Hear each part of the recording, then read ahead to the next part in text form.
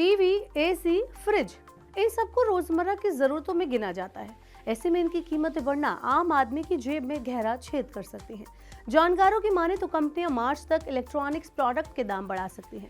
फिलहाल कंपनियों की नजर बजट पर आकर टिक गई है। कंपनियों को उम्मीद है कि बजट में सरकार उनके लिए किसी तरह की राहत का ऐलान कर सकती है, जिससे वो रेट बढ़ाने की कवायद को कुछ समय के लिए टाल सकते हैं। लेकिन ऐसा होने की संभावना बेहद कम है। कब तक बढ़ सकते हैं होम अप्लायंसेस के दाम और कितने दाम बढ़ने की है उम्मीद, ये इस वीडियो में हम आपको बताएंगे।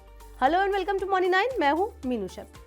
अगर आप अपने घर के लिए एसी, टीवी, फ्रिज या किसी बड़े इलेक्ट्रॉनिक आइटम की खरीदारी करने की योजना बना रहे हैं, तो आप इस योजना पर जल्द ही अमल करने की कोशिश करें, क्योंकि ऐसा ना हो कि आप कुछ दिनों बाद खरीदारी करने जाएं तो आपको बढ़े हुए दाम चुकाने पड़े।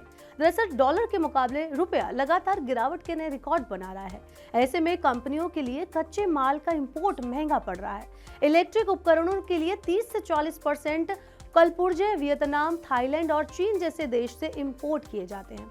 ऐसे में डॉलर का महंगा होना सीधे तौर पर कंपनियों की बैलेंस को बिगाड़ सकता है। ऐसा नहीं है कि महंगे कलपुर्जे खरीदने के बाद इसका असर आम आदमी पर देखने को नहीं मिलेगा। बता दें कि कंपनियां महंगाई के इस बोझ को सीधे ग्राहकों पर डालने की तैयारी कर रही हैं।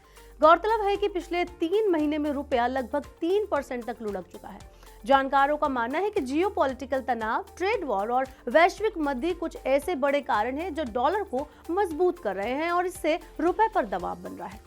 आपकी जानकारी के लिए बता दें कि कंपनियां एयर कंडीशनर और रेफ्रिजरेटर के लिए कंप्रेसर, टीवी के लिए पैनल और वॉशिंग मशीन के लिए मोटर जैसे मुख्य पार्ट्स जो हैं वो विदेशों से इंपोर्ट करती है। हालांकि मेक इन इंडिया के प्रयासों से इंपोर्ट में कुछ कमी आई है, लेकिन मुख्य कलपुर्जे अब भी विदेशों से ही इंपोर्ट किए जाते हैं।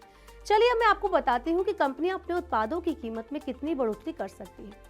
तो मीडिया रिपोर्ट्स की माने तो अगर रुपए में गिरावट का दौर आगे भी ऐसे ही जारी रहा तो स्मार्ट टीवी 5% तक महंगे हो सकते हैं। इसके अलावा एंट्री लेवल के इलेक्ट्रिक प्रोडक्ट की कीमतों में 2 से 3% का उछाल आपको देखने को मिल सकता है।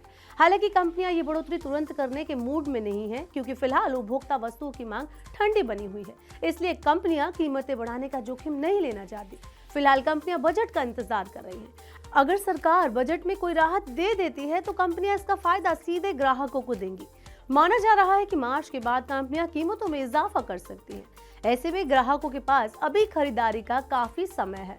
सर्दियों में वैसे भी इलेक्ट्रॉनिक प्रोडक्ट की मांग में कमी देखने को मिलती है और मार्च के बाद ही ये मांग फिर से निकलकर सामने आती है।